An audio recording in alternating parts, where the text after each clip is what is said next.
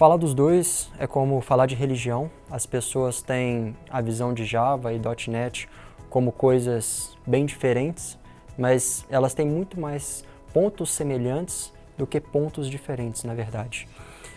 Essa diferença entre ambos, né, essa briga entre eles pode acontecer muitas vezes pela influência dos profissionais mesmo. Os profissionais, eles acabam adotando um ou outra com uma certa paixão, e essa paixão às vezes mais separa do que une aquilo que tem em comum entre os pontos, né, entre ambas as plataformas e também quando a gente trata das linguagens. A influência das empresas também por detrás, né, das plataformas. De um lado a gente tem a plataforma .NET Microsoft. Elas, claro, elas querem que os profissionais, elas querem que os estudantes adotem mais a plataforma que elas têm os produtos delas, que elas vão fornecer os produtos e a gama de serviços que elas vão passar também. Também a influência das faculdades. Aqui no Brasil, e não só no Brasil, em vários lugares, é muito comum as faculdades públicas elas receberem ou utilizarem, né, de plataformas gratuitas.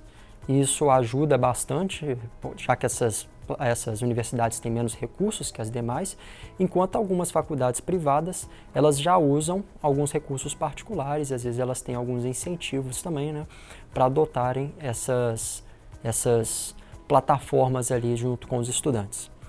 Então, é comum essa competição quando a gente está tratando das duas plataformas, das duas principais, porque, claro, existem outras plataformas e outras linguagens de desenvolvimento. É mais interessante a gente entender os pontos que elas têm em comum, justamente para a gente entender como que um profissional ele pode estar dentro de uma área de .NET e depois ser aproveitado usando uma linguagem Java. É muito comum a gente ver isso em organizações, a gente ter um profissional sendo reaproveitado em outro projeto, outra organização. Então, vamos tentar entender um pouquinho mais baseado em números, para a gente entender se existe uma que é melhor que a outra. Então, primeiro ponto, pessoal, qual que é mais usado no mercado atualmente? 80% de linguagem de código mundial é escrita em COBOL. Então, nesse ponto, nenhuma das duas religiões é a religião certa, como se a gente estivesse falando que o cristianismo é a nossa religião universal, sendo que a gente nem sabe como que é usado em outros países, como na Índia, como na China, onde a gente tem muito mais código sendo escrito, às vezes, em outras linguagens do que na nossa linguagem que a gente acredita.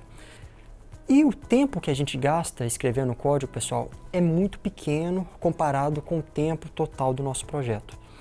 Então, qual que é o tempo total do nosso projeto? É o tempo que uma ideia sai da cabeça do nosso usuário até que essa ideia se transforma num programa.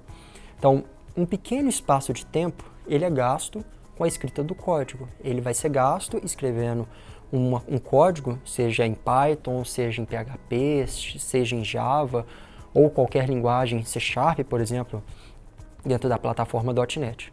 Então, esse tempo é muito pequeno para a gente falar que o nosso projeto vai ter um ganho massivo de produtividade se a gente escolher uma linguagem, se a gente escolher uma plataforma, ao invés de escolher a outra plataforma. Então, em relação à produtividade do tempo total do projeto, isso é um mito. E vale salientar, pessoal, que não existe um projeto que tenha que ser escrito única e exclusivamente em Java, que tem que ser exclusivamente em C#, que tem que ser exclusivo em PHP.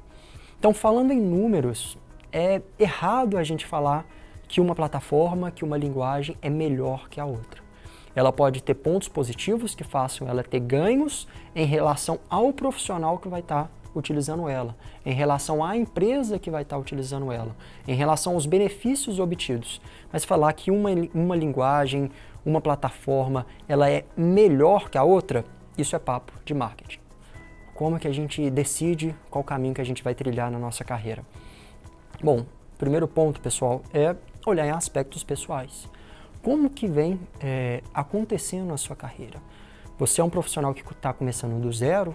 Você é um profissional que já passou por uma faculdade?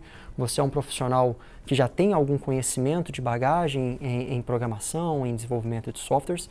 Então, já é legal você olhar o seu background para saber por onde continuar. É mais fácil a gente continuar num caminho que a gente já começou, que a gente já quebrou as primeiras pedras, do que a gente passar por um caminho totalmente novo. E da mesma maneira, pessoal, não acredite que uma linguagem ela vai ser totalmente diferente da outra. Se você encontra dificuldades em desenvolvimento usando C#, você vai encontrar a mesma dificuldade em desenvolvimento usando Java. Às vezes o seu fraco é na parte lógica, às vezes o seu fraco é no compilador, às vezes o seu fraco é na maneira de debugar o código. Então, tente entender você como profissional para você entender qual o caminho que você quer seguir. Claro, se você é um profissional do zero, vale a pena você olhar para outros aspectos. Por exemplo, quais são as empresas na sua região que utilizam daquelas linguagens? Na maioria das vezes, as grandes empresas que trabalham com desenvolvimento de software utilizam ambas, de acordo com o projeto. Uma empresa ela pode ter projetos em Java, pode ter projetos em C# e precisar alocar pessoas de projetos de um projeto para outro. E se você tem um conhecimento em Java e você precisar ir para um projeto em C#, se você é um bom profissional em Java, se você tem bastante conhecimento da linguagem, se você é excelente na parte de lógica, você não vai ter nenhum problema de migrar de uma linguagem para outra, de uma plataforma para outra.